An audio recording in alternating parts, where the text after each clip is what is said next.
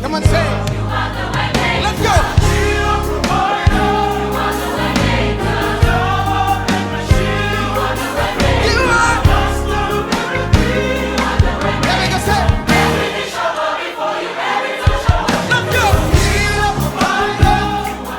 Hello there, this is the day the Lord has made, and we will rejoice and be glad in it. This is a beautiful, glorious day. I don't care what you've been going through. What I'm confident to tell you is this: God has a glorious plan for you. He is going to turn things around in your favor. This is a wonderful, beautiful opportunity to love Him and serve Him and just give Him the glory that is worthy of. Let praise come out of your mouth. No matter what you're going through, give Him thanks. Because thanksgiving has the ability to change the situation. But, talking about the trouble is not going to make it go away. Just take out some time and give God praise. And when you give God praise, you change your mood and you change the circumstance. Because when you praise Him, He steps in, for God inhabits the praises of His people. Take out some time to hear what the Lord is saying about the situation in your life. Yesterday we read from John chapter number 2, and in verse number 5, the disciples were, at Cana of Galilee. Jesus' mother was there, alongside His siblings, the other children of Mary, and they were at a wedding in Cana of Galilee, and the wine ran out. Okay. There was no more wine for them to continue the celebration that was supposed to take 7 days according to the Jewish tradition. Just imagine you having your wedding reception for 7 days and people will just keep coming. Now, it was not a joke for anybody to get married, all right? So this was the 3rd day and the wine was already gone. Now it means with no drink, the celebration is going to look like a huge embarrassment. And when Jesus' mother went to Him and told Him that they have no wine, He was like, "What has that got to do with me, woman?" And then He said, "Leave that to me," according to Amplified.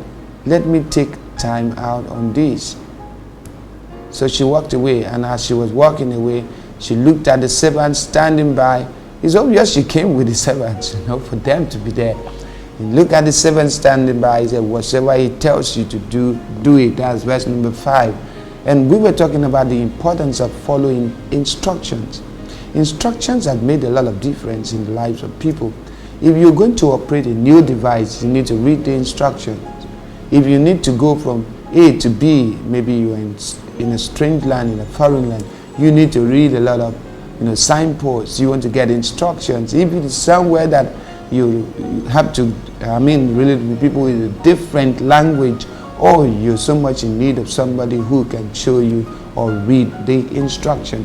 And that's the reason why, if you're going to make it in life, you need to read the owner's manual.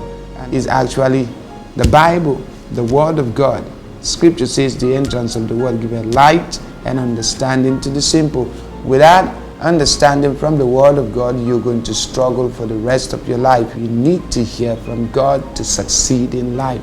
And so Mary told them, whatever He tells you to do, do it.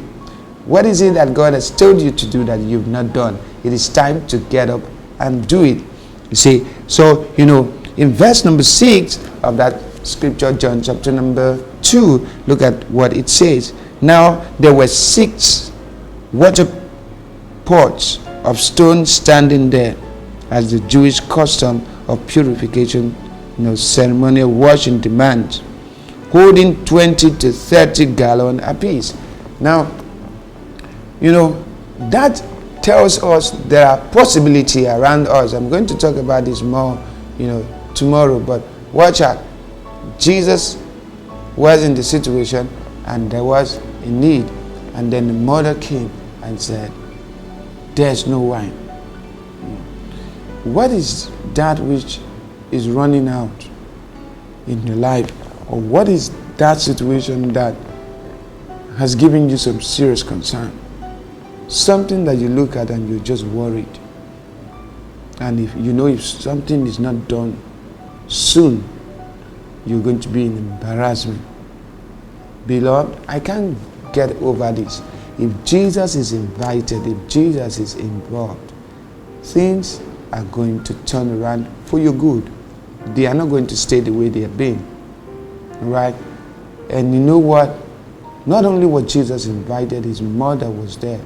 Sometimes you need somebody who is so acquainted with the Lord that can help make things easy for you.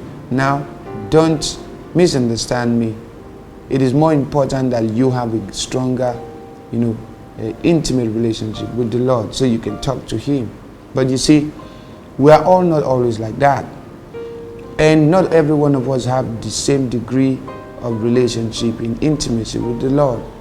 And there are some persons that, in a normal relationship, there are persons who you ask a favor of and they will rationalize it. But there are some persons who will ask the same person and the person will be so, overwhelmed. He just cannot say no because of the person that is involved. Now, Jesus said it was not his time. It was not yet time for him to perform miracles or to show himself, when it says show himself, make himself made manifest for people to know that he is the Messiah. He didn't want to do that. He didn't want to call attention to himself. But when the mother came in,